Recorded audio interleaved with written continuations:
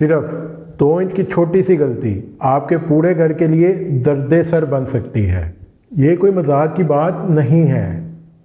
Foundation और marking ये वो स्टेज है जिसकी बेस पर या तो आपका घर परफेक्ट बनेगा या आपके लिए ज़िंदगी भर का दर्द सर बनेगा।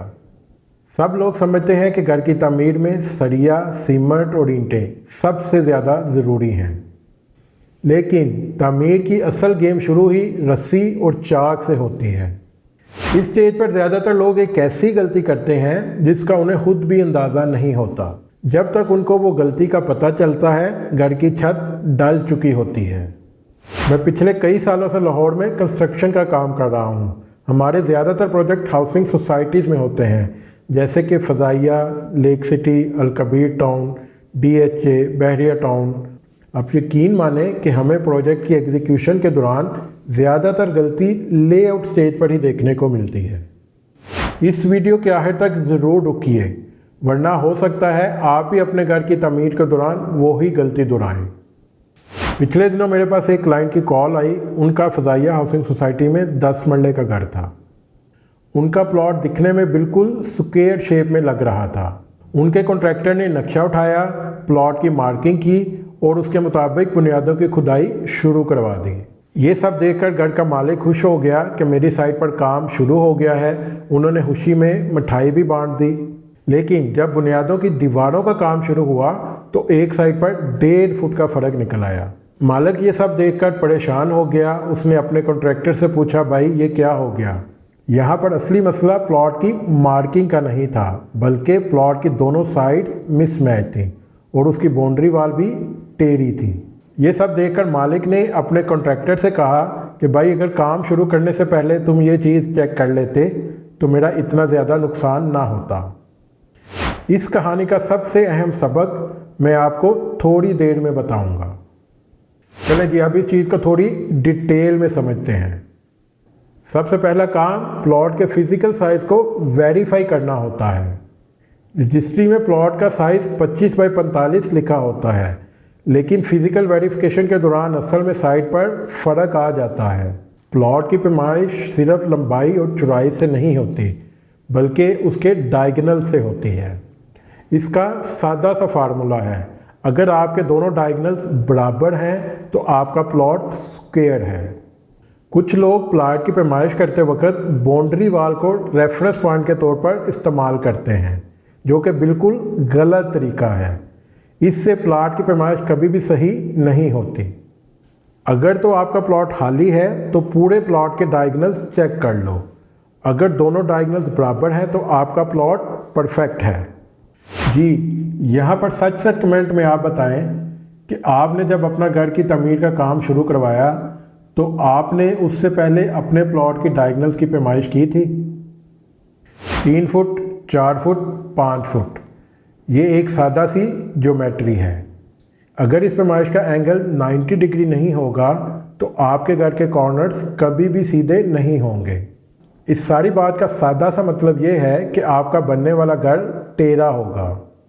सिर्फ आंख से एंगल को चेक कर लेना काफ़ी नहीं होता। 3, 4, 5 के बाद भी एक छुपा हुआ जाल है। हमेशा सोसाइटी की मंजूर शुदा ड्राइंग के हिसाब से मार्किंग करो। लाहौर की ज़्यादातर हाउसिंग सोसाइटीज़ में काम के दौरान हर स्टेप पर इंस्पेक्शन की जाती है। अगर यहाँ पर कोई गलती हो जाए तो उसका नतीजा होता है भारी जुर्माना। लेआउट का काम शुरू करने से पहले अप्रूव्ड ड्राइंग साइट पर लेकर आएँ और उसके मुताबिक ही मार्किंग करवाएं। मार्किंग का काम हमेशा सेंटर लाइन ड्राइंग से शुरू होता है। कुछ लोग बैरूनी दीवार को ही सेंटर लाइन समझ लेते हैं और उसके मुताबिक मार्किंग का काम शुरू करवा देते हैं, जो कि एक गलत तरीका है। इस वक्त तो साइट पर मार्किंग हो जाती है, लेकिन इसका नतीजा बाद में बुनियादों की तमीर के दौरान भुगतना पड़ता है। इसलिए हमेशा मार्किंग के लिए सेंटर लाइन ड्राइंग को फॉलो करें, ताकि आपकी सेंटर दीवार की दोनों साइड बराबर हों, ताकि आगे चलकर बुनियादों पर लोड आने की सूरत में किसी किस्म का कोई मसला ना हो और ना ही कोई क्रैक्स पैदा हों। अगर यहाँ पर गलती हो गई तो इसका असर पूरी बिल्डिंग पर आएगा। बुनियादों में लेवल मार्किंग सबसे ज़्यादा नज़रअंदाज होने वाली चीज़ है। Road level, plinth level, sewerage level को फाइनल करते वक्त साथ बने हुए घर के लेवल को रेफरेंस के तौर पर इस्तेमाल कर लेते हैं, जिसमें गलती का अक्सर इम्कान रहता है। कोशिश करें कि लेवल का निशान लगाते वक्त किसी ऐसी चीज़ का इस्तेमाल करें जो कि आपके काम के दौरान ख़राब ना हो, ताकि आपको आगे चलकर कोई मसला दरपेश ना आए। अब जो मैं आपको बताने जा रहा हूँ, ये सबसे ज़्यादा ख़तरनाक गलती है। प्लाट का लेआउट करने के फ़ौरन बाद खुदाई का काम शुरू कर देना क्यों ख़तरनाक होता है? मिट्टी नरम हो सकती है, मार्किंग के लिए बांधी गई रस्सी या चाक आगे पीछे हो सकता है। इस मसले से बचने के लिए ज़रूरी है कि 24 घंटे इस चीज़ को चेक करें और खुदाई का काम शुरू करने से पहले दोबारा लेआउट को कंफर्म करें। लाहौर की ज़्यादातर हाउसिंग सोसाइटी ज़रूरी ज़मीनों पर बनी हुई हैं, इसलिए यहाँ पर बुनियादों की सेटलमेंट एक आम मसला है।